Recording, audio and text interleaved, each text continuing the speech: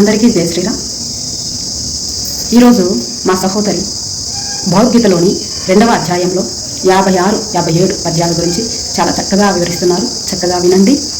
ఇందులో మనకు శ్రీకృష్ణుడు ఆ పద్యంలో 2 పద్యాల్లో బోధించే అంశం ఏంటంటే స్థిత ప్రజ్ఞతని మనం ఎలా కలిగి ఉండాలి, అలాగే ఇంద్రియ నిగ్రహాన్ని ఎలా కలిగి ఉండాలి. అంటే మనము మన పంచేంద్రియాలని మనము మన యొక్క అదుపులో ఉంచుకుంటే మనం ఎలా ఉంటాము, అలా ఇంద్రియ నిగ్రహాన్ని మనం కలిగి ఉండడానికి మనం ఏమేమి పాటించాలి, ఏమి పాటిస్తే మనం ఉండగలుగుతాం, స్థిత ప్రజ్ఞతగా ఎలా ఉండగలుగుతాం. అంటే మనం ఎప్పుడు కూడా మార్పు చెందకుండా ఉండాలి. ఒకే విధంగా అది మన మనసుకి తీసుకోగలగాలి. ఏ అంశాన్నైనా మనం ఒకే రకంగా మన మనసుకి తీసుకున్నట్టయితే అప్పుడు మనం స్థిత ప్రజ్ఞతగా ఉండడానికి వీలుంటుంది. అది చాలా కష్టమైనటువంటి పని, కానీ దానినే మనకు శ్రీకృష్ణుడు ఆ భగవానుడు మనకు చెప్తున్నారు. మనం అలా ఉండగలగాలి, ఆ స్థాయికి మనం చేరుకోగలగాలి అనేది మనకి 2 పద్యాల్లో వివరిస్తున్నారు. అది మీరు వినండి. కింద లింక్లో మీకు ఫుల్ వీడియో లింక్ పెడుతున్నాము, అక్కడ చక్కగా వినండి. అలాగే ఫుల్ వీడియో చూడండి. మీకు సందేహాలు ఏమైనా ఉంటే అడగండి. అలాగే లైక్ చేయండి, షేర్ చేయండి, సబ్స్క్రైబ్ చేయండి. Thank you to all. వసుదేవసుతం దేవం కంసచాణూరమర్దనం దేవకీ పరమానందం కృష్ణం వందే జగద్గురుం శ్రీకృష్ణం వందే జగద్గురుం. హాయ్ అండి అందరికీ. మనము స్థితప్రజ్ఞ యొక్క లక్షణాలను తెలుసుకునే విషయంలో ఉన్నాము. సో స్థితప్రజ్ఞ యొక్క లక్షణాలను 2వ అధ్యాయం స్థితప్రజ్ఞ యొక్క లక్షణాలను తెలుసుకునే దాంట్లో ఉన్నామన్నమాట. సో దాంట్లో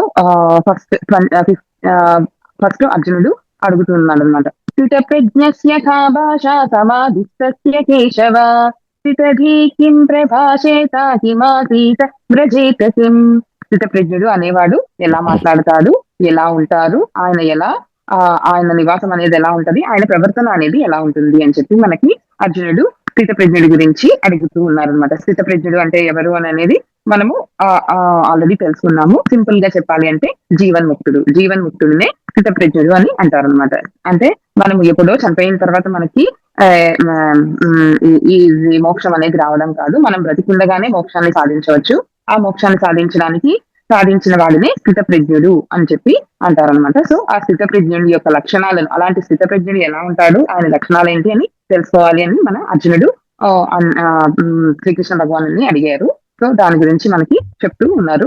శ్రీకృష్ణ భగవానుడు 18 శ్లోకాల్లో మనకి దీని గురించి చెప్తూ ఉన్నారు. అలా 18 అధ్యాయాల భగవద్గీతలో 18 శ్లోకాల మనం ఈ స్థితప్రజ్ఞుడి గురించి మనం తెలుసుకున్నట్లయితే మనకి జీవన్ముక్తిని ఎలా పొందాలి అనే విషయాన్ని మనకి తెలుస్తూ ఉంటుంది అనమాట. సో ఆ యొక్క వేలో మనము ఉన్నామన్నమాట. సో దాంట్లో మనం 2 శ్లోకాలు కూడా నేర్చుకున్నామండి. దాంట్లో ఫస్ట్ది ప్రజాహతి యథా కామాన్ సర్వాన్ పార్థమనోగతాన్ ఆత్మన్యేవాత్మనా తుష్ట స్థిత ప్రజ్ఞస్తదుచ్యతే. ఇక్కడ మనకి చెప్తున్నారు ప్రజాహతి యథా కామాన్ అంటే అన్నిటిని కామాన్ అంటే కోరికలను వదిలిపెట్టడం అనేది ఒక విషయము. అన్ని కోరికలను వదిలిపెట్టాలి అని చెప్పి ఇక్కడ చెప్తున్నారు అనమాట. కోరికలను వదిలిపెట్టడం కాకుండా ప్రజాహతి యథా కామాన్ సర్వాన్ పార్థాన్ మనోగతాన్, అన్ని కోరికలను నువ్వు గనక వదిలేసి ఆత్మన్యేవాత్మనా తుష్ట, నీ ఆత్మనందే నువ్వు సంతోషంగా ఉన్నట్లయితే అప్పుడు స్థితప్రజ్ఞ సదోచ్యతే, వాళ్ళనే స్థితప్రజ్ఞుడు అని అంటారు. స్థితప్రజ్ఞ సదోచ్యతే, వాళ్ళనే స్థితప్రజ్ఞుడు అని అంటారనమాట. ఆ విధంగా మనకి చెప్తూ ఉన్నారనమాట.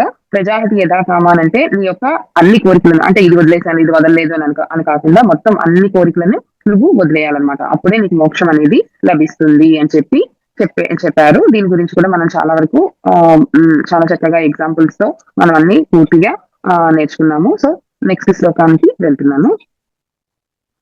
దుఃఖేష్వనుద్విగ్నమనా సుఖేషు విగత స్పృహ వీతరాగా భయక్రోధ స్థితధీర్ ముని ఉచ్యతే. మనకి ఇంకా చెప్తున్నారు స్థితప్రజ్ఞుని యొక్క లక్షణాలను. దుఃఖేషు అనుద్విగ్నమనాహ అంటే దుఃఖాలయందు క్షోభ కలగకుండా, మనసును అటు ఇటు చలింపకుండా, దుఃఖాలు వచ్చినప్పుడు మనసును అటు ఇటు చలింపకుండా, అంటే సుఖేషు విగత స్పృహ అంటే సుఖాలను కలిగినప్పుడు కూడా మన మనసు చలించకుండా, అంటే సుఖమునందు దుఃఖమునందు ఆసక్తి కలగకుండా, అనురాగము భయము కోపము ఇవి ఏది లేకుండా ఎప్పుడూ కూడా ఆత్మలోని స్థితమైన వాడినే స్థితప్రజ్ఞుడు అని చెప్పి అంటారనమాట. మామూలుగా ఎవరైనా కోరుకునేది సుఖమే కదండి. సో ఆ సుఖము ఎట్లా అనంటే, మనము కోరుకునే సుఖాలు ఎలా ఉంటాయి అనంటే ఈ వర్షపు నీటి తుంపరులాగా ఉంటాయంటండి. అదే ఆయన ఇచ్చే సుఖము పెద్ద జలపాతం అనమాట, జలపాతం లాగా ఉంటుందన్నమాట. మనం గనక ఆత్మన్యేవ ఆత్మనా తుష్ట, అలాగే చెప్పారు కదండి. సో మన ఆత్మలో గనక మనం రమించినట్లయితే అది మనకి సాధ్యపడుతుంది. మనం దాన్ని ఫీల్ అవ్వగలం అనమాట. సో ఇది ఫీల్ అయిన వాళ్ళు ఉన్నారా అసల అని అంటే చాలా మంది ఉన్నారండి. సో మనం దానికి ప్రయత్నించాలి. దానికి ప్రయత్నించాలి అంటే వీటిని ఒక్కొక్కటిగా వదిలేయాలన్నమాట. ఒక్కొక్కటిగా వదిలేస్తే అప్పుడు మనం అంతవరకు కలుగుతాము. మనకి కూడా ఎప్పుడైనా ధ్యానంలో కూర్చున్నప్పుడు ఆ క్షణము ఆ సెకండ్ అట్లా మనకి కూడా చాలా ప్రశాంతమైన మనసు కలిగి చాలా ఆనందంగా అనిపిస్తుంది అనమాట. అయినా అది మనకి కంటిన్యూగా ఉండదు. సో ఆ కంటిన్యూటీగా ఉండే వాళ్ళనే స్థితప్రజ్ఞులు అంటారు. మనకి క్షణం ఒక మెరుపు తీగలా వచ్చి వెళ్ళిపోతూ ఉంటుంది. సో అలా వెళ్ళకుండా కంటిన్యూటీగా ఉండేదాన్ని స్థితప్రజ్ఞులు అని చెప్పి అంటారనమాట. సో ఆ స్థితప్రజ్ఞుడి యొక్క లక్షణాలను తెలుసుకుంటూ ఆయన దగ్గరికి చేరేదానికి మనం ఏమేం చేయాలి అనే విషయాలను కూడా మనకి చెప్తూ ఉన్నారనమాట. ఈ విషయం దీనిలో ఇప్పుడు మన 2వ శ్లోకంలో దుఃఖము అండ్ సుఖము ఈ 2 కలిగినప్పుడు మాత్రము మనము చాలా అంటే దుఃఖం వచ్చినప్పుడు పొంగిపోయి, సుఖం వచ్చినప్పుడు పొంగిపోయి, దుఃఖం వచ్చినప్పుడు కృంగిపోయి అట్లా ఉండకుండా నువ్వు ఏదొచ్చినా కూడా వచ్చి వెళ్తూ నువ్వు మన పనులు మనం చేసుకుంటూనే మనము జస్ట్ తామరాకు మీద నీటి బొట్టులాగా అలా ఉండాలన్నమాట. అంటే ఒక కొండని బాణాలతో మనము కొడితే కొండ ఏం బద్దలవ్వదు కదా. సో అంత స్ట్రాంగ్ గా ఉండాలి. అంత స్ట్రాంగ్ గా ఉండాలి అని అంటే నీకు అసలు నిన్ను ఎప్పుడైనా ఆత్మలోని ఆనందాన్ని పొందమని చెప్తున్నారండి. మనం కూడా జీవితంలోని పొందేదానికి మనం కూడా మనం పొందే వాటిని సంతోషాలు అంటారు అనమాట.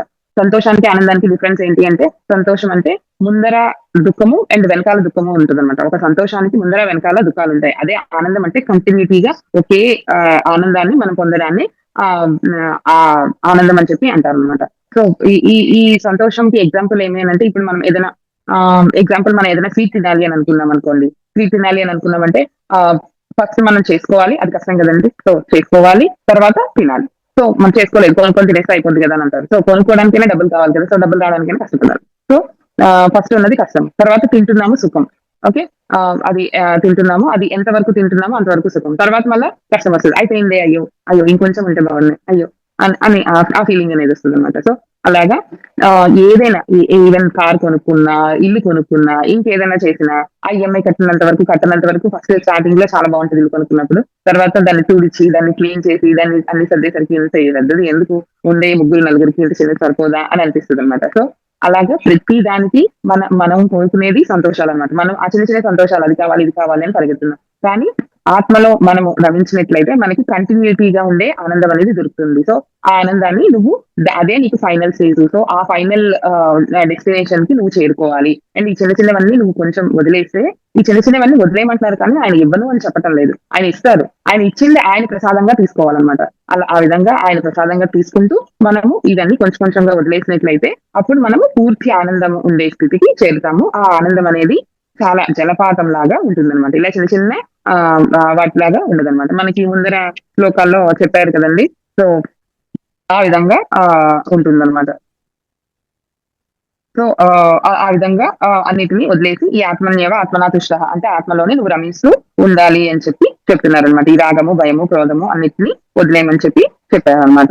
ఆ విధంగా మనకి అండ్ ముని రుచ్యతే అని కూడా చెప్పారండి. ముని అంటే మననశీలనే ముని అంటారు. ఫస్ట్ మనకి శ్రవణం, మననం అండ్ నిధిధ్యాసనం. ఫస్ట్ స్టేజ్ లో మనం శ్రవణం అంటే వినడము, చదవడము, వీటిని శ్రవణం అంటారు. సో ఫస్ట్ స్టేజ్ లో మనం ఉన్నాము. సెకండ్ స్టేజ్ కి మనం వెళ్ళాలి అంటే దాన్ని మననం చేసుకోవాలి. ఎంతవరకు ఏం చదివాము, దీనివల్ల ఏమొచ్చింది, అండ్ కంపారిజన్, అండ్ ఇంకొకటి చదివినప్పుడు దీనికి ఎలా ఉంది అనే విషయాన్ని మననం చేసుకుంటూ ఉంటే అప్పుడు మనము నెక్స్ట్ స్టేజ్ కి వెళ్తాము. సో ఇక్కడ మననశీలున్నే మనం ముని అని చెప్పి అంటున్నారు అనమాట. సో స్థితప్రజ్ఞుడు అనేది మననశీలను దాటి వెళ్ళిన వాడు అనమాట. అంటే ఆయన నెక్స్ట్ స్టేజ్ లో ఉన్నవాడు అనమాట. సో శ్రవణము, మననము అండ్ నిధిధ్యాసనంలో ఆయన ఉన్నవాడు అనమాట. సో మనము ఇంకా శ్రవణం స్టేజ్ లోనే ఉన్నాము. సో శ్రవణం స్టేజ్ నుంచి మనన స్టేజ్ కి వెళ్ళాలి అని చెప్పి చెప్తూ ఉన్నారనమాట ఇక్కడ శ్రీకృష్ణ పరమాత్మ. అదే విధంగా ఇంకా చెప్తున్నారు మన యొక్క లక్షణాలను గురించి. సో 57th శ్లోకము ఈ రోజు మన శ్లోకం అనమాట. సర్వత్ర ప్రాప్య శుభాశుభం నాభినందతి నద్వైష్టి తస్య ప్రజ్ఞా ప్రతిష్ఠిత. ఎవరి ప్రజ్ఞ అయితే దాని యందు నిలబడి ఉన్నాడో వాళ్ళే ఇక్కడ స్థిత ప్రజ్ఞులు అన్నట్టు మనకి చెప్తున్నారు అనమాట. సర్వత్ర నిధి స్నేహ అంటే దేని యందు స్నేహం అంటే మనకి తెలుగులో నెయ్యం అని అంటారు కదండి. నెయ్యం అని అంటారు కదా. సో నెయ్యము అని అంటే జిడ్డు అంతే కదా.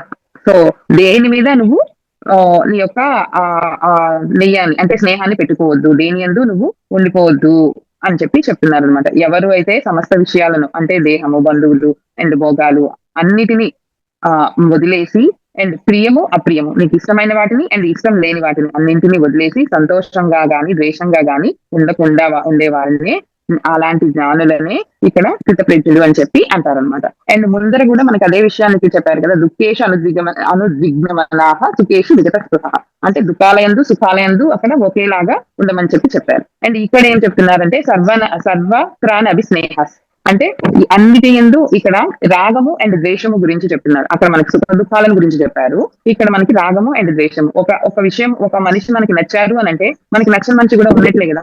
సో ఒక ఫుడ్ మనకి చాలా ఇష్టం ఉంది అని అనుకోండి, అంటే ఇష్టం లేని ఫుడ్ ఉన్నట్టే కదా. సో అలా ఉండకుండా ప్రతి దాన్ని సమంగా తీసుకోవాలి. ఎస్తే సర్వనత్ర అనేది స్నేహ, అంటే ప్రతి దాన్ని నువ్వు సమంగా తీసుకోవాలి. అప్పుడు తత్తత్ ప్రాప్య శుభాశుభం. అప్పుడు అలా ఉండే వాళ్ళని మాత్రమే ఇక్కడ స్థితప్రజ్ఞుడు అని చెప్పి అని అంటారనమాట. సో ఇక్కడ ఆయన కొత్తగా ఒక వర్డ్ ని యూజ్ చేశారు, అదే ద్వేషం అనమాట. మనకి పైన చెప్పిందంతా సుఖాలు దుఃఖాలు గురించి చెప్పారు, కానీ ఇక్కడ మనకి ద్వేషం గురించి చెప్తున్నారు అనమాట. సో రాగము ద్వేషము అనేది ఏదో ఒకటి ఒక ఫీలింగ్ అనేది ఉంటుంది. సో ఆ ఫీలింగ్ అనేది లేకుండా, రాగము ద్వేషం లేకుండా నువ్వు ఉండాలి అని చెప్పి చెప్తారనమాట. దేనిని పొందితే మనకి ఒక ఆనందం అనేది వస్తుందో అండ్ దేనిని పొందకపోతే ద్వేషం అనేది వస్తుందో అది నిరంతరంగా కూడా ఉండదు, కానీ కొంచెం సేపే ఉంటది. సో అది కూడా నువ్వు దాటగలగాలి. ఒకే ఆనందంలో ఉంటేనే అప్పుడే వాళ్ళని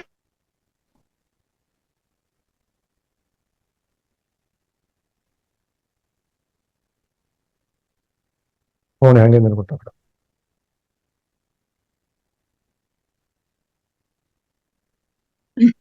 సార్ కట్ అయిందా సార్? నా వీడియో ఆఫ్ చేసేదా సార్, లేదంటే ఇంటర్నెట్ బాగాలేను. ఇప్పుడు బాగా వస్తుంది కదా సార్? అదే అందుకని అక్కర్లేదు, కంటిన్యూ. నెక్స్ట్ మళ్ళీ అంటే ఎప్పుడు చూద్దాం. Okay sir. దేనిని పొందితే ఒక ఎందు ఆనందము ఇంకో ఎందు ద్వేషము లేకుండా నిరంతరం ఆనందంలో ఉంటారో వారే భక్తులు అని అంటారు అనమాట. సో అందువల్ల మనము మన బుద్ధి అంతా పరమాత్మ మీద పెడితే అదే సాధన అనమాట. ఆ సాధన గనక మన బుద్ధి అంతా పరమాత్మ మీద గనక పెట్టగలిగితే, ఆ సాధన గనక మనం చేయగలిగితే అప్పుడు మనము స్థితప్రజ్ఞులమే అవుతాము అని చెప్పి చెప్తున్నారు అనమాట. ఇక్కడ భగవంతుడైనా పరమాత్మ అయినా ఎక్కడో లోకాల్లో ఉన్నారు అని మనం అనుకున్నప్పుడు, ఎక్కడో లోకాల్లో ఉండి ఏలుతూ ఉన్నారు అన్నప్పుడు బాహ్యంగా ఉన్నారని అనుకుంటాం, బయట ఉన్నారు అని అనుకుంటాం. అదే లోకాల్లో ఉంటూ కూడా నాలో ఉంటూ నన్ను కూడా నడుపుతున్నారు అన్నప్పుడు, నాలో ఉంటూ నన్ను కూడా నడుపుతున్నారు అనే దానిలో ఉన్నప్పుడు ఆయన్ని మనము పరమాత్మ అంటాం. అంటే నాలో ఉన్నది ఆత్మ అండ్ బయట నాలో ఉంటూ కూడా బయట కూడా ఉన్నారు అనేది పరమాత్మ అన్నమాట. సో ఇదే కదండి ఫస్ట్ మనము ఒక పాట ద్వారా చెప్పాము, నేను నిజమైతే నా ఆత్మ నిజము, ఆత్మ నిజమైతే పరమాత్మ నిజము అని చెప్పి. అంటే ఫస్ట్ మనం మనలో ఉన్నది కూడా ఆయనే అనే దాన్ని మనం గ్రహించాలన్నమాట. సో ఎప్పుడైతే మనము అది గ్రహిస్తామో అప్పుడే మనకి ఆ యొక్క ఇప్పుడు ఇవన్నీ ఇప్పుడు ఆయన మనలో ఉన్నప్పుడు మనం ఇప్పుడు యజ్ఞం చేసాం అనుకోండి, ఎంత జాగ్రత్తగా పువ్వులు గాని పళ్ళు గాని అన్ని మచ్చలు లేకుండా దేవుడికి ఇచ్చినప్పుడు ఎంత జాగ్రత్తగా మనము చేస్తాము, ఏ మచ్చలు లేకుండా, మనసులో ఏ ఆలోచనలు రాకుండా జాగ్రత్త పడతాము. సో అదే ఆయనే మనలో ఉన్నాడు అని అనుకున్నప్పుడు సో ఇంకెంత జాగ్రత్తగా ఉంటాం, అంటే అటువైపు మనసు కూడా వెళ్ళదన్నమాట, చలించదు. సో మన లోపలే ఉన్నాడు ఆయన అని మనం ఎప్పుడైతే అనుకుంటున్నామో అప్పుడు నువ్వు నీకే తెలియకుండా ఆయన దగ్గరికి వెళ్ళిపోతావు. సో మనకి ఎన్ని అంటే ఈ భాగవతము, మహాభారతము, ఎన్ని వేదాలు, ఉపనిషత్తులు అన్ని ఎన్ని చదివినా కూడా లాస్ట్ లో వచ్చేది తత్వమతి, అంటే నువ్వు తానే ఉన్నావు అని చెప్పి చెప్తారనమాట. సో ఆ విషయాన్ని గురించి మనకి ఇక్కడ తీసుకురావడం కోసం మన పరమాత్మ అనేది ట్రై చేస్తూ ఉన్నారనమాట. సో ఎప్పుడు నువ్వు వేరు నేను వేరు కాదు, నువ్వు నేను ఒకటే అనే విషయాన్ని గురించి చెప్తూ, సో నువ్వు నేను ఒకటే కాబట్టి ఇవన్నీ నువ్వు వదిలేస్తే అప్పుడు నేను నీకు కనపడతాను అని చెప్పి ఒక్కొక్క విషయాన్ని జాగ్రత్తగా మన చేత వదిలిచ్చేదానికి ట్రై చేస్తూ ఉన్నారనమాట. ఆ విధంగా సర్వత్ర నభిస్నేహ తత్తత్ ప్రాప్తి శుభాశుభం నాభినంతతి నద్వైషి సత్య ప్రజ్ఞ ప్రతిష్ఠిత. అప్పుడే వాళ్ళ యొక్క ప్రజ్ఞ అనేది ప్రతిష్ఠిత అంటే దాని యందు నిలబడిపోవాలన్నమాట. ఏదైనా ఇప్పుడు ప్రతిష్ట అంటే మన విగ్రహాన్ని ప్రతిష్ఠిత చేస్తాము అని అంటే విగ్రహం అటు ఇటు మరి కదలదు కదండి. ఉత్సవానికి ఉత్సవ విగ్రహాలు అనేది విడిగా ఉంటాయి, కానీ మన మూల విగ్రహాన్ని మనం కడతాము. సో మన ప్రజ్ఞ అంటే మన బుద్ధి అనేది అంత ప్రతిష్ఠితం అయిపోవాలి ఆయన మీద, అంత చలించకుండా ఏది వచ్చినా కానీ, సుఖం వచ్చినా దుఃఖం వచ్చినా, అది రాగమైన ద్వేషమైనా ఏది వచ్చినా కూడా అట్లా చలించకుండా నువ్వు ఆ ప్రవాహంలో కొట్టుకుపోకుండా ప్రవాహం బయట నుంచి నువ్వు ఉంటూ ఆ ప్రవాహం ఎలా వెళ్తుంది అనేది చూస్తూ ఉండాలి అని చెప్పి చెప్తూ ఉన్నారు అనమాట. దానికి మన నెక్స్ట్ శ్లోకంలో ఇప్పుడు మనకి చెప్తూ ఉన్నారు. మనం ఇంతవరకు ఆయన చెప్పిన దానికి ఎగ్జాంపుల్స్ తీసుకున్నాము, కానీ ఆయనే మనకి ఎగ్జాంపుల్ గా ఇక్కడ శ్లోకం అనేది చెప్తూ ఉన్నారు అనమాట. సో ఎవరు అలా ఉండగలుగుతారు అనే దానికి ఆయన ఎగ్జాంపుల్ చెప్తున్నారు. యదా సంహరితే ఛాయం కూర్మోంగానీవ సర్వశః ఇంద్రియాణీంద్రియార్థేభ్యస్తస్య ప్రజ్ఞా ప్రతిష్ఠిత. అలా నువ్వు ఎలా ఉండగలవు, ఎలా అని చెప్పి ఆయన ఇక్కడ చెప్తున్నారు. యదా సంహరితే ఛాయం, ఎవరైతే సుఖ దుఃఖాలు, ఇప్పుడు జ్ఞానికి వివేకవంతులకి ఎవరికైనా సుఖ దుఃఖాలు అనేది ఉంటాయన్నమాట. సార్ ఇక్కడ ఏమైనా యాడ్ చేస్తారా 57th శ్లోకంలో? నేను ఒకసారి చేద్దాం. Okay sir. సుఖ దుఃఖాలు జ్ఞానానికి అండ్ భక్తికి వివేకానికి గీటురాళ్ళు అనమాట. అండ్ జ్ఞానం కావాలన్నా, భక్తి కావాలన్నా, నీకు వివేకం కావాలన్నా, నువ్వు సుఖ దుఃఖాల్లో నువ్వు కరెక్ట్ గా కంఫర్టబుల్ ఆ సమస్థితి. మనకి మొత్తం భగవద్గీత అంతా చెప్పేది సమస్థితి అండి. అండ్ ప్రకృతిలో కూడా మనకి ఉండేది కూడా సమస్థితే. మనకి ఏదైనా ఏ యొక్క ఇప్పుడు టాబ్లెట్ తీసుకున్నారనుకోండి, ఏ టాబ్లెట్ తీసుకున్నా దానికి ఏమి సైడ్ ఎఫెక్ట్స్ రాకుండా సైడ్ ఎఫెక్ట్స్ రాకుండా ఉండాలి. అండ్ మన యొక్క ఔషధ గుణాలు, అంటే నీకు నొప్పి ఉందనుకో, ఆ నొప్పిని తగ్గించే ఆ యొక్క వాటిని కూడా దాంట్లో కలపాలి. సో రెండింటిని కూడా సమంగా ఉండాలన్నమాట. అప్పుడే నీకు ఆ టాబ్లెట్ వల్ల నీకు ప్రయోజనం అనమాట. సో మనుషులే కాదు, ప్రతి ఒక్కటి నేచర్ లో ఉన్న ప్రతి ఒక్కటి ఈ సమస్థితిని కలిగి ఉంటుంది అని నేను ఈ మధ్యనే తెలుసుకున్నాను అనమాట. అంటే ఇంతవరకు మనుషుల కోసమే కదా మనుషులే సమస్థితిలో ఉండాలి అని అనుకున్నాను, కానీ కొన్ని నేను చదివిన తర్వాత నాకు ఇది అర్థమైంది అనమాట. దీనికి ఎగ్జాంపుల్ గా ప్రకృతి వైద్యంలోని ఏమంటే బీపీ తగ్గడం కోసం అని చెప్పి ఒక ట్రీ నుంచి ఏదో పొడి తయారు చేస్తున్నారండి. సో ఆ పొడిని టాబ్లెట్స్ గా చేసి ఇచ్చేవాళ్ళంట. కానీ ఆ పొడిలో కూడా పొట్టైన ఏదో పేరైతే మర్చిపోయాను నేను, ఆ పేరు ఉండేదాన్ని సెపరేట్ చేసి ఇస్తే ఇంకా ఫాస్ట్ గా బీపీ చాలా ఫాస్ట్ గా తగ్గిపోతుంది అని చెప్పి దాన్ని కనిపెట్టి సెపరేట్ చేసి ఇచ్చారంట ఒక 4-5 years. అప్పుడు బాగా బీపీ డౌన్ అయిపోయిందంట అందరికి, చాలా బాగుంది అని చెప్పి. అయితే దీనివల్ల సైడ్ ఎఫెక్ట్ ఏమొచ్చింది అని అంటే వాళ్ళకి సూసైడ్ చేసుకునే ఆలోచనలు ఎక్కువ వస్తున్నాయి అని చెప్పి దానివల్ల సైడ్ ఎఫెక్ట్ వచ్చిందండి. వాళ్ళ థింకింగ్ మారిపోతుంది అండ్ సూసైడ్ అటెంప్ట్ చేయాలి అనే థాట్స్ ఎక్కువ వస్తున్నాయి అని చెప్పి. సో దాన్ని అక్కడితో ఆపేశారు. సో మనము ఆ యొక్క ట్రీలో ఉన్న ఆ ఒక్కదాన్ని సెపరేట్ చేయడం వల్ల మనకి ఆ ప్రాబ్లం వచ్చింది. సో దాన్ని అప్లై తీసుకున్నారు ఇన్నేళ్ళు, అప్పుడు మాత్రం ఏ ప్రాబ్లం లేదు. సో దాన్ని సెపరేట్ చేసి ఆ ఒక్క విషయాన్ని మాత్రం మనం తీసుకోవడం వల్ల మనకి ప్రాబ్లం వచ్చింది. సో అందువల్ల మొక్కలు గాని, మనుషులు గాని, జంతువులు గాని ఎవరైనా కూడా సమస్థితి అనేది, అప్పుడు నాకు అర్థమైంది సమస్థితి అనేది చాలా ఇంపార్టెంట్. సో ఆ రెండు సమంగా మనకి ఆయన అమర్చి ఇచ్చాడు. దాన్ని మనము అన్బ్యాలెన్స్డ్ గా ఉండడం వల్ల మన లైఫ్ స్టైల్ అండ్ మనం ఉండే ప్రతి ఒక్కటి, అంటే మార్నింగ్ నుంచి లేసేదే లేట్ గా లేచి అండ్ అన్ని ఫుడ్ తినే దగ్గర నుంచి అన్ని కూడా మనం మార్చేసిన వల్ల ఆ సమస్థితి అనేది కోల్పోయాం. సో ఆ సమస్థితికి మళ్ళా రావడం కోసం ఈయన ఇంత ప్రయత్నం చేస్తున్నారు అనమాట. సో ఆ విధంగా ఇప్పుడు ఆ సమస్థితిని ఎలా పొందాలి? ఇప్పుడు బయట అన్ని రకాలు ఉన్నాయి. సో మనం ఒక భోజనాలకి వెళ్ళాము, వాళ్ళు చాలా పెద్దదన్నమాట, ఒక 500 రకాలు పెట్టారు, కానీ మనం ఆ రోజు ఉపవాసం.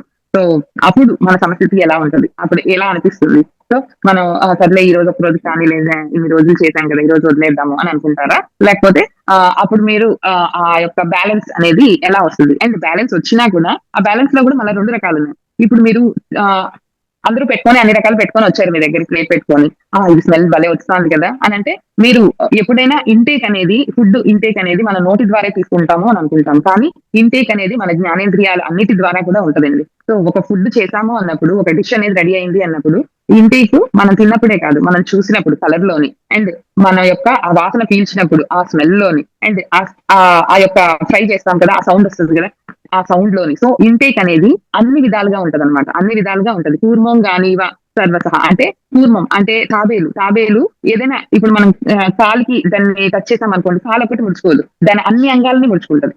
అబ్జర్వ్ చేస్తే ఒకే ఒక్క కాలు మాత్రం ముడుచుకోదు. సో అలాగా నీ జ్ఞానేంద్రియాలన్నింటినీ కూడా నువ్వు కావలసినప్పుడు ప్రయోగిస్తూ, అక్కర్లేనప్పుడు ఉపసంహరించుకోవడం అనేది ఇక్కడ చాలా మేజర్ పార్ట్ అనమాట. సో ఎప్పుడైతే నీకు ఆ ఉపసంహరణ అనేది, ఆ టైమింగ్ అనేది తెలుస్తుందో, అప్పుడే నువ్వు నీ ప్రజ్ఞ అనేది ప్రతిష్ఠిత, మళ్ళా నీ ప్రజ్ఞ అక్కడ నిలబడి ఉంటుంది. సో వాళ్ళని సిద్ధప్రజ్ఞుడు అని చెప్పి అంటారు అనమాట. సో యదా సంహరితే ఛాయం కూర్మోంగానీవ సర్వశః.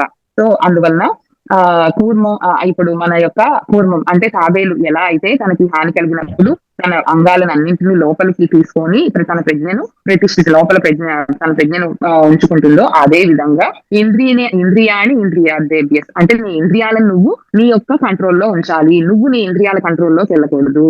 సో సో ఇప్పుడు కళ్ళేమో చూడమని చెప్తా ఉన్నాయి, నిద్ర వస్తుంది, కానీ దాన్ని కూడా మనం బ్రేక్ చేసి చూసేస్తా ఉంటాం అనమాట. సో అలా చేయకూడదు. అది నీకు ఈ టైం అయిపోయింది అంటే నువ్వు పడుకోవాలి. సో కళ్ళు చూడమని చెప్పినా కూడా నువ్వు వెళ్ళిపోవాలి. అలా నీ కళ్ళు నీ కంట్రోల్లో ఉండాలన్నమాట. ఇప్పుడు నువ్వు ఫుడ్ తింటున్నప్పుడు నీకు నీ కడుపు నిండిపోయింది, అయితే టేస్ట్ బాగుంది ఇంకా తినమని చెప్తా ఉంది, ఇంకొంచెం తిని బాగుంది ఇంకొంచెం తినమని చెప్తా ఉంది, కానీ నీ కడుపు నిండిపోయింది. సో నువ్వు అక్కడితో స్టాప్ చేయగలగాలి. నువ్వు ఆ పాయింట్ అనేది నీకు తెలుసు. సో ఆ పాయింట్ అనేది నువ్వు బ్రేక్ చేయకూడదు అనమాట. సో అలాగా ఏదైనా ఏ విషయాన్నైనా కూడా ఇప్పుడు ఇవైతే ఈజీగా అర్థమవుతాయి అని చెప్పాను, కానీ ప్రతి సిచ్యువేషన్ లో కూడా మనము మన ఇండియాని ఇప్పుడు ఎవరైనా వచ్చి మనల్ని తిట్టారు, సో మనం వెంటనే రియాక్ట్ అవ్వకుండా అది మనకే తెలియకుండా బ్యాడ్ వర్డ్స్ అనేది మన నోట్లోంచి వచ్చేస్తాయి అనమాట. సో అలా రాకుండా ఆగు, విను, వాళ్ళు చెప్పేది పూర్తిగా విన్న తర్వాత అప్పుడు నువ్వు మాట్లాడు. సో ఫస్ట్ లిజనింగ్ కెపాసిటీ మనం ఎంతైతే పెంచుకుంటామో సో అప్పుడే మన ప్రాబ్లమ్స్ అన్ని కవర్ అయిపోతాయండి. అండ్ ఈ విధంగా మనం గనక అంటే ఈ ఇంద్రియాలను మన ఆధీనంలో ఉంచుకోలేకపోతే ఇహంలోనే కాదు మనకి పరలోకం ఎలాగా దక్కదు, సో ఇహంలో కూడా మనం సంతోషంగా ఉండలేము. ఇహంలో ఎట్లా అంటే ఒక చిన్న బాబు ఉన్నాడు, వాడికి ఎగ్జామ్ అయితే వాళ్ళ పిల్లలందరూ అక్కడ ఆడుకుంటా ఉన్నారు, కానీ వాడికి ఒక 4-5 క్వశ్చన్స్ రాదు. సో అది చదువుకోవాలి, వాడికి 5-10 minutes లో వచ్చేస్తుంది. సో వాడు ఏం చేయాలి, వాడు అక్కడ తన ఆడుకుంటున్నారు అనే దాన్ని వదిలేసి ఆ 10 minutes వచ్చి చదువుకొని వెళ్ళిపోతే కనుక వాడి ఇండియాను వాడి ఆధీనంలో ఉన్నట్టు అనమాట. లేదు నేను ఆడుతూనే ఉంటాను అని అంటే వాడి ఎగ్జామ్ లో తక్కువ మార్క్స్ వస్తాయి, మళ్ళీ వాడు వెనక్కి వెళ్ళిపోతాడు. సో ఆ విధంగా మనకి ఇంద్రియార్థేభ్య అంటే మన ఇంద్రియాలను మన కంట్రోల్లో ఉంచుకుంటే మనకి లోకం దొరుకుతుంది అండ్ పరలోకం కూడా దొరుకుతుంది. సో ఎప్పుడు కూడా ఇప్పుడు మామూలుగా ఇలా ఎవరు స్థితప్రజ్ఞుడు అనేవాడు బ్రహ్మజ్ఞానం కలవాడు అని అర్థం కదండి. సో ఈ బ్రహ్మజ్ఞానం కలవాడికి 3 విషయాలు అనేది కంపల్సరీ కావాలి. ఈ 3 విత్తనాలు లాగా అనమాట. ఈ 3 విత్తములు కావాలి. విత్తము అంటే డబ్బులు అన్నట్టు అనమాట. సో ఈ 3 కావాలి. అది ఏంటి అని అంటే ఒకటి ఏకత, సమత, అసంగత. జ్ఞానంలో ఏకత్వం కావాలి. అంటే ఏది నువ్వు ఎంత జ్ఞానం సంపాదించినా చివరి పాయింట్ ఏంటి, తత్వమసి, అండ్ అదే నీవై ఉన్నావు. సో ఆ యొక్క జ్ఞానం అనేది చిత్తంలో ఏకత్వం అనేది కావాలన్నమాట. ఎన్ని కనపడుతున్నా అంతా ఒకటే బ్రహ్మము అనే బుద్ధి ఎప్పుడు మనలో తిరుగుతూ ఉండాలన్నమాట. సో అది జ్ఞానం. అండ్ చిత్తంలో సమత్వం, చిత్తం అంటే మనసులోనే, సమత్వం అంటే ఈ ద్వంద్వాలు కలిగినప్పుడు శీతోష్ణ సుఖ దుఃఖ దాహ అన్నట్టు ఎక్కడ మళ్ళా మన ఇక దుఃఖేషు అనుద్విగ్నమన అండ్ సర్వాత్రానభి స్నేహస్, ఇట్లా ఇరుము అండ్ శీతోష్ణ సుఖ దుఃఖ దాహ అట్లా డిఫరెంట్ గా ఉన్నప్పుడు ద్వంద్వాలు కలిగినప్పుడు మన చిత్తంలో సమత్వం అనేది ఉండాలన్నమాట. దేవుణ్ణి పూజించు, ధ్యానంలో ఉండు, ఇట్లా అని చెప్పామనుకోండి, ఏం చేస్తాము, నాకు చాలా కష్టాలు ఉన్నాయి, సో నేను కళ్ళు మూస్తే నాకు ధ్యానం కుదరట్లేదు, నా కష్టాలే గుర్తొస్తున్నాయి, అందువల్ల నేను ఏం చేయలేకపోతున్నాను అని చెప్పి అంటారు అనమాట. సో వాడినే కొన్ని రోజులు అయిన తర్వాత ఏమైంది, ఇప్పుడు ధ్యానం చేస్తున్నావా అని అంటే వాడికి ఇంకా కొన్ని పాపం సుఖాలు వచ్చాయి. సో ఆ సుఖాలు వచ్చినప్పుడు నువ్వు కొన్ని ధ్యానం చేస్తావా అంటే అప్పుడు కూడా వాడికి టైం ఉండదు అనమాట. సో ఏం చేస్తాం, నాకు ఆ పని ఉంది ఈ పని ఉంది అని చెప్తాం అనమాట. సో అలా కాకుండా ఎప్పుడైనా కూడా నువ్వు అనుకున్నది నువ్వు కరెక్ట్ గా చేయాలన్నమాట. నీ వేలో నువ్వు వెళ్ళాలి. సో ఎగ్జాంపుల్ అంతవరకు వెళ్ళాల్సిన అవసరం లేదు, నా క్లాస్ వరకే తీసుకుంటే నాకు ఆ పని ఉంది ఈ పని ఉంది అని క్లాస్ ఎగ్గొట్టకుండా ఇది నా కమిట్మెంట్ కాబట్టి నేను దీన్ని కమిట్ అయ్యాను కాబట్టి దీన్ని పూర్తిగా నేర్చుకొని దీన్ని చెప్పాలి అనే దాని వరకు కూడా తీసుకోవచ్చు అనమాట. ఆ విధంగా మనం సమత్వాన్ని కలిగి ఉండాలన్నమాట. ఈ సమత్వం లేకపోతే ఏమవుతుంది అని అంటే మనం ఇహలోకము దొరకదు అండ్ పరలోకము దొరకదు. అండ్ దీనికి ఎగ్జాంపుల్ గా మనకి రామకృష్ణ పరమహంస చెప్పారంట, తరంగాలు లేనప్పుడు నేను సముద్ర స్నానానికి వెళ్తాను అని అన్నవాడు లక్షణం ఎలా ఉంటుందో ఈ సమత్వం లేని వాడి లక్షణం అలా ఉంటుంది అని చెప్పారన్న. తరంగాలు ఎప్పుడు ఉండదండి, ఎప్పుడు ఉంటాయి కదా, అమావాస్యకి ఉంటాయి, పున్నమికి ఉంటాయి. సో అమావాస్యకి ఎక్కువ ఉంటాయి, పున్నమికి కొంచెం తక్కువ ఉంటాయి, కానీ తరంగాలు అనేది ఉంటూనే ఉంటాయి. సో మనము ఆ విధంగా ఎప్పుడు కూడా సమస్థితిని అనేది కలిగి ఉండాలి అని చెప్పి, ఆ సమస్థితిని కలిగి ఉండడానికి మనకి ఈ కూర్మం గానివ సర్వశ అంటే ఈ కూర్మం అనేది మనకి ఎప్పుడైనా ప్రాబ్లమ్స్ చేసినప్పుడు మన ఇంద్రియాలన్నింటినీ లోపలికి ఏ విధంగా అయితే తీసుకుంటామో అట్లా ఆ ఇంద్రియాలన్నింటినీ మనం మన యొక్క ప్రయోగ ఉపసంహారాలు మన చేతిలోనే ఉండాలి. అలాంటి వాళ్ళు మాత్రమే మనకి జీవన్ముక్తులుగా ఉంటారు అని చెప్తున్నారు అనమాట. ఇంద్రియాలు ఏవి కోరుకుంటే అవి ఇస్తూ పోతూ ఉన్నాం అనుకోండి, అది మనకి మన స్వాధీనంలో పెట్టుకోకపోతే ఇంద్రియాలు ఏం కోరుకుంటే అది ఇస్తూ పోతూ ఉంటే మన యొక్క లాస్ట్ స్టేజ్ ఆఫ్ డిప్రెషన్ కి వెళ్ళిపోతాం అనమాట. సో ఎప్పుడు కూడా ఇంద్రియ నిగ్రహం అనేది చాలా ఇంపార్టెంట్. ఇంద్రియ నిగ్రహం గురించి ఇంతవరకు ఎందుకు చెప్పలేదు, ఇంతవరకు మనకి ధర్మం గురించి అండ్ ఎలా ఉండాలి వీటన్నిటి గురించి చెప్పారు, కానీ ఇంద్రియ నిగ్రహం గురించి ఇంతవరకు ఎందుకు చెప్పలేదు అంటే ఒక ఇంట్లోని రూములు ఎలా ఉంటాయో అట్లా మనము సుఖ దుఃఖాలు, రాగద్వేషాలు, ధర్మము ఇవంతా అలా రూములు అంటండి. అదే ఈ ఇంద్రియ నిగ్రహం మాత్రము మనకి బేస్ అంట, అంటే పునాది పునాది అనమాట. సో ఎవరైనా ఇంటికి వెళ్ళినప్పుడు వీటి గురించి మాట్లాడతారు కానీ పునాది బాగా వేసావురా అని చెప్పారు కదా. మన ఇంటికి వెళ్ళాం అనుకోండి, నీ వంటిల్లు బాగుంది, నీ హాల్ బాగుంది అని చెప్తాం కానీ పునాది నువ్వు బాగా వేసావు అని చెప్పాం కదా. సో ప్రతి దానికి పునాది అనేది చాలా ఇంపార్టెంట్. ఈ పునాదిలోనే ఉన్నది మన ఆ ఈ యొక్క ఇంద్రియాని ఇంద్రియార్థేభ్య అంటే ఇంద్రియ నిగ్రహం అనేది పునాది అన్నట్టు మనకి చెప్తారనమాట. అన్ని ధర్మాలకి కూడా ఇంద్రియ నిగ్రహం అనేది పునాది. సో ఈ ఇంద్రియ నిగ్రహం అనేది చాలా ఆ చాలా ఇంపార్టెంట్ అని చెప్పి చెప్తున్నారు అనమాట. అండ్ మనకి ఆ ఇంద్రియాలు దాని పని అనేది అది సహజంగా చేసుకుంటూ పోతూ ఉంటాయి కదా. కానీ మనము అవి చేసుకుంటూ వెళ్ళినప్పుడు అంటే ఇప్పుడు మనం స్నానం చేస్తాం అనుకోండి, మనం రోజు బ్రష్ చేస్తాము, స్నానం చేస్తాము, అన్ని చేస్తాం. కానీ మనకి దాని మీద ఇది చెయ్యాలి, ఇలా చెయ్యాలి అని ప్లానింగ్ అనేది ఉండదు.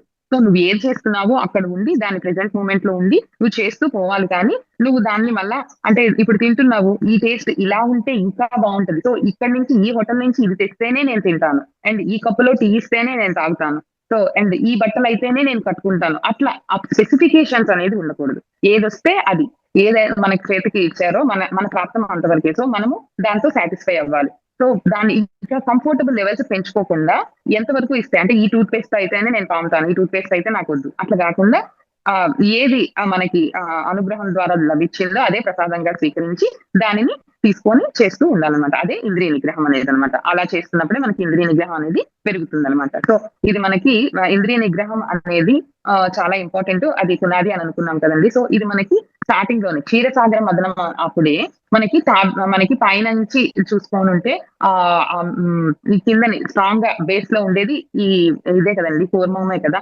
సో ఈ తాబేలే కదా. సో ఆ కూర్మం ఎంత స్ట్రాంగ్ గా ఎంత బేస్ లో అంత క్షీరసాగర మదనం జరిగి వాళ్ళు వీళ్ళు లాగిన మేరు పర్వతం ఉన్న వాసుకితో లాగినా కూడా ఎంత స్ట్రాంగ్ గా ఉందో అలాగే ఇంద్రియ నిగ్రహం అనేది అందుకోసమే కూర్మంతో పోల్చారన్నమాట. మన ప్రపంచంలో ఇన్ని ఉన్నా కూడా కూర్మంతోనే ఎందుకు పోల్చారు అని అంటే అది అంత స్ట్రాంగ్ అనమాట. అండ్ ఫస్ట్ మన విష్ణుమూర్తి యొక్క మన అవతారాల్లో ఒక అవతారం కూడా కాబట్టి మనకి కూర్మం అనే దాంతో పోల్చారు. అండ్ అన్ని ప్రపంచంలో ఎన్ని జీవులు ఉన్నా ఏమైనా కూడా నీకు చేయి కాలిందంటే చెయ్యి వెనక్కి తీస్తాం, అంతే కదా.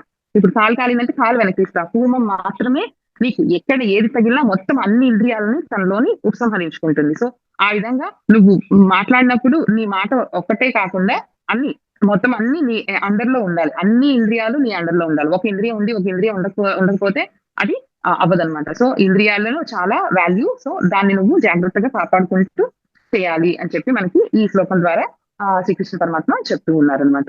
సార్ యాడ్ చేస్తారా సార్? ముందు శ్లోకంలో కనుక మనం చూస్తే ప్రియము అప్రియము 57 అందులో మెయిన్ గా వచ్చింది మనకి ప్రియము అప్రియము. మనకి ఇష్టమైన దాని గురించి ఓహో చెప్పి మనకి కష్టమైన దాని గురించి ఇష్టమైన దాని గురించి చీచి చాచా అని చెప్పకూడదు అనేవి.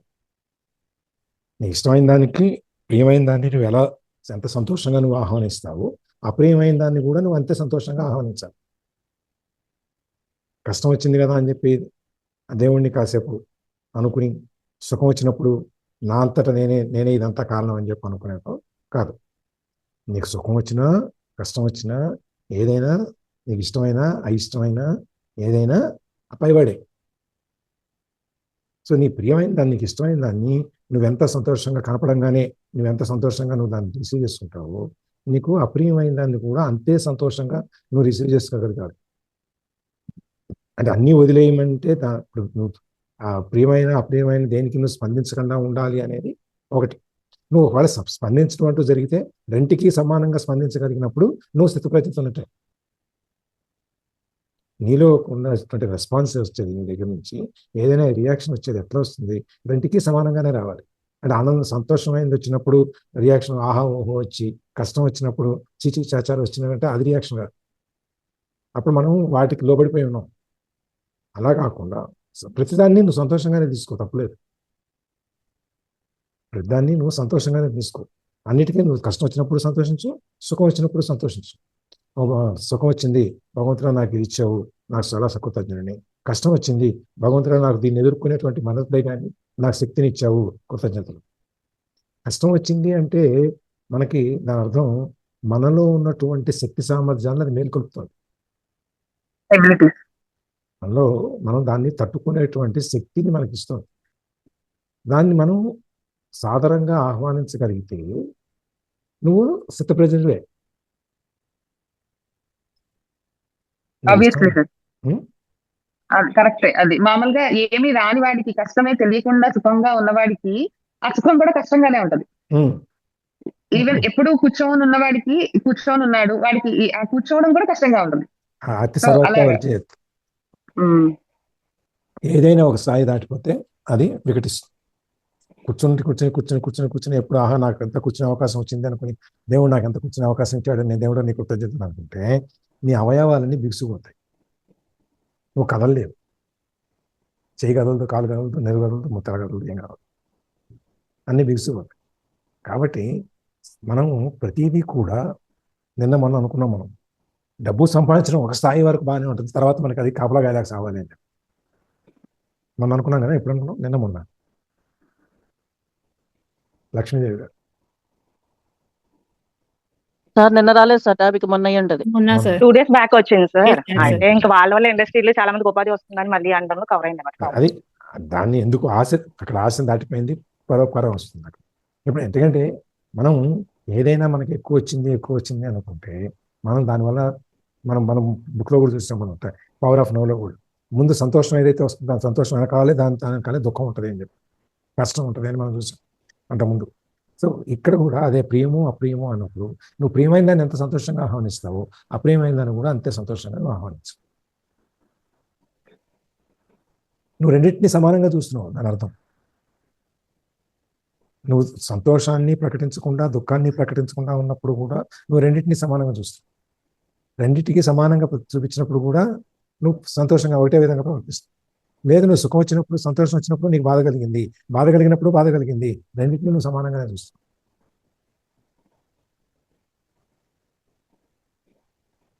ఏమి అప్పుడు చలనం లేదు కదా సార్. సంతోషం వచ్చినప్పుడు తెగ పొంగిపోయాం అనుకోండి, దుఃఖం వచ్చినప్పుడు కూడా తెగ పొంగిపోవాలి. అట్లా కాకుండా రెండింటిని ఒకలాగా ఎప్పుడైతే తీసుకుంటున్నామో సమన్వయం చేయాలి, మనం బ్యాలెన్స్ చేయాలా. అదే ఇప్పుడు ఆ బ్యాలెన్స్ చేయకపోవటం, సమన్వయం చేయలేకపోవటం వల్లనే మనం ఈ స్థితప్రజ్ఞత అనే దాన్ని మనం చేరుకోలేకపోతాం.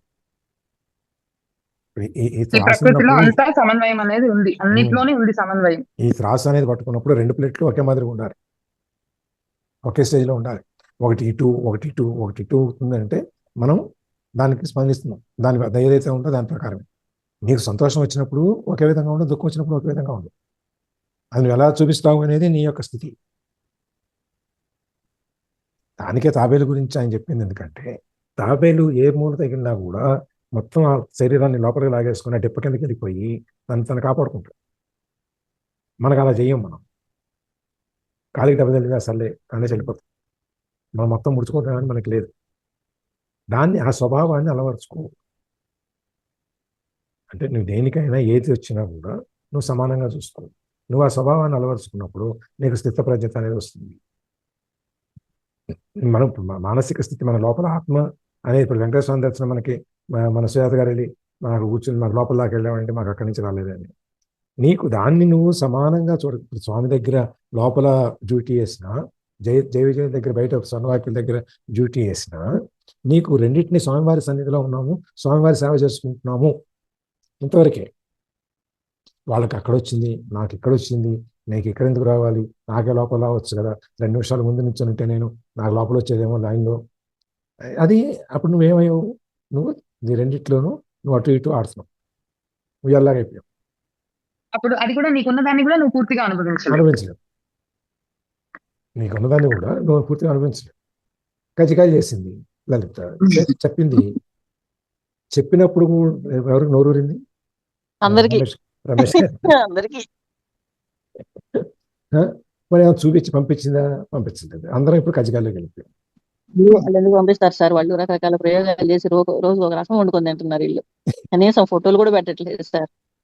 నా మనసు ఎంత బాధపడుతుందో లలిత చూసారా? కజ్జికాయ మాట కరణం గారికి మనసు బాధపడింది అంటే ఇంద్రియ నిగ్రహం. సార్ ఈ యొక్క విషయమే సార్, లలితని ఉడికించాలని మాట్లాడాను సార్. అంతేనా? ఓకే, అంతే సార్. ఓకే, మనం ఏదైనా కూడా స్థితప్రజ్ఞత అంటే మనకి సార్, మనము అలా బ్యాలెన్స్ చేసుకోలేకపోతే మనము లైఫ్ డీల్ చేయలేము సార్. మనం బ్యాలెన్స్ చేసుకోవాలా, లేదంటే అతిగా బాధపడుతుంది అనుకోండి, తట్టుకోలేము మనం. అందుకని దేనికి పొంగిపోవద్దు, దేనికి కుంగిపోవద్దు. మనం బ్యాలెన్స్ చేసుకోవట్లా. మనం బ్యాలెన్స్ ఉంటే బాగానే ఉంటుంది. మనం బ్యాలెన్స్ ఉమ్. చేసుకోవట్లా, చేసుకోకుండా ఏం చేస్తున్నాము, యాక్సెప్ట్ చేస్తాం. ఓ సుఖం వచ్చింది, యాక్సెప్ట్ చేస్తాం. కష్టం వచ్చింది, యాక్సెప్ట్ చేయలేకపోయాం. మనం ఎక్కడ పని చేస్తున్నాం, చేయట్లేదు కదా. కష్టం వస్తేనేమో దేవుడు నాకు ఎందుకు ఈ శిక్ష వేశాడు, అసలు నేను ఇన్ని పూజలు చేశాను, నేను పోయిన జన్మలో అట్లా చేశాను, ఈ జన్మలో ఇట్లా చేశాను, ఏ జన్మలో నాకు ఇంకా ఈ కర్మ నాకు నడుస్తుంది అని చెప్పి అలా వెళ్తాం. ఇష్టమైంది వచ్చేటప్పటికి నేను ఇంత కష్టపడి ఇన్ని సంవత్సరాలు నాకు చెమట ఓడిచి, నేను ఇల్లు వాకిలి పెళ్ళాం సంసారాలు అన్ని వదిలేసి నేను ఇంత కష్టపడి సంపాదించాను అంటాం. సార్ నేనైతే అలా అనుకోవట్లేదు సార్. నాకు కష్టాలు వచ్చినప్పుడు నేను ఏమనుకుంటున్నానంటే ఇది సాల్వ్ చేయడం చేత కాకపోవడం వల్ల నాకే వస్తున్నాయి ఏమో అనుకుంటున్నాను సార్. నేను వీటిని అధిగమించాలి అని ఆలోచన చేస్తున్నాను అదే సార్. మీకు భగవంతుడిని నిందించట్లేదు సార్. మీకు దాన్ని సాల్వ్ చేయడానికి కావాల్సినటువంటి స్కిల్, నైపుణ్యత పెంచుతున్నాడు దేవుడు మీకు.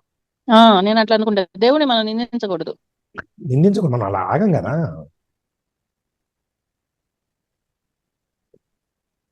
స్థిత ప్రజ్ఞతలో మనం ఈ రెండింటిని ఎప్పుడు చూడగలుగుతామంటే మన ఇంద్రియాలు మన నియంత్రణలో ఉన్నప్పుడు మాత్రమే మనం చూడగలుగుతాం. మనం ఇంద్రియాల నియంత్రణలోకి వెళ్ళిపోతే, మనం టైం బుక్లో చదువుకున్నట్టు మనం ఆ మైండ్ కంట్రోల్లోకి వెళ్ళిపోతే మైండ్ ఏం చెప్తుందో అది వింటాం. కాబట్టి మనం మైండ్ని మన కంట్రోల్లో పెట్టుకున్నాము, మనం మైండ్ కంట్రోల్లో ఉన్నాము. సార్ మళ్ళీ ఇంకొకటి, ఇప్పటి వరకు మనం కష్టాలు పడిపోయాం, ఏ నుండి మనకి సుఖాలు అన్ని అనుకోవడానికి వెళ్ళలేదు సార్. మనం జీవించి ఉన్నంత వరకు పగలు రాత్రి ఎలాగో సుఖాలు దుఃఖాలు అన్ని కామనే. దీనికి టైం టేబుల్ ఉందా ఏంటి? ఏమన్నా ఈ సంవత్సరం నుంచి ఈ సంవత్సరం వరకు నీకు కష్టాలు వస్తాయి, అదే ఈ సంవత్సరం నుంచి ఈ సంవత్సరం నీకు సుఖాలు ఉంటాయి, ఏం టైం టేబుల్ ఏమి ఉండదు దానికి. అంతే వస్తా ఉంటాయి. ఏది వచ్చినా నువ్వు యాక్సెప్ట్ చేయి. అంతే కష్టం వచ్చింది, ఓకే వచ్చింది. సుఖం వచ్చింది, ఓకే వచ్చింది. ఏది జరిగినా మన మంచిగా అనుకుంటే ఏది ఉండదు. ఏ కూడా అది ఈ క్షణం శాశ్వతం కాదు. అవునండి. మరి సత్య గారు ఏదో చెప్తాను. అండి దీంట్లో ఇలాగే మన పతంజలి మహర్షి దీనికి యోగస్య వృత్తి నిరోధ అని చెప్పి చెప్తారండి. యోగ చిత్త వృత్తి నిరోధ అని చెప్పి చెప్తారన్నమాట. దీనికి సంబంధించింది అనమాట. పూర్వం కానీ సర్వశ అనే దానికి యోగం చేసినప్పుడే నీ చిత్తి అనేది చిత్తి అండ్ మనసు అండ్ బుద్ధి మనము కంట్రోల్లో ఉంచుతాము, అప్పుడే నీకు యోగం అనేది ప్రాప్తిస్తుంది. జ్యోతి సత్య వాళ్ళ పాప. మనం ఆ యోగం యోగ అనే యోగం అని కానీ ఏదైనా అది, దాని ద్వారా మనం మన చిత్తాన్ని, మన మనసుని మన కంట్రోల్లో తెచ్చుకోవచ్చు అని చెప్పి. యోగము భోగము రెండు. జ్యోతి వినిపించట్లేదు. జ్యోతి మ్యామ్ వినిపించట్లే నువ్వు చెప్తున్నా. జ్యోతి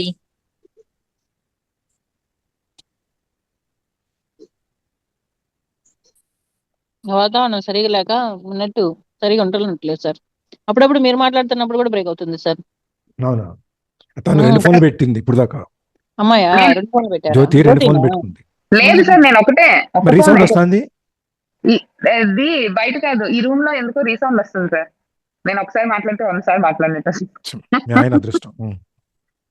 ఆయన అదృష్టం అంటే దీంట్లో చాలా మీనింగ్ ఉంది. సార్ మేము 8 years తాబేలు పెంచినాం సార్.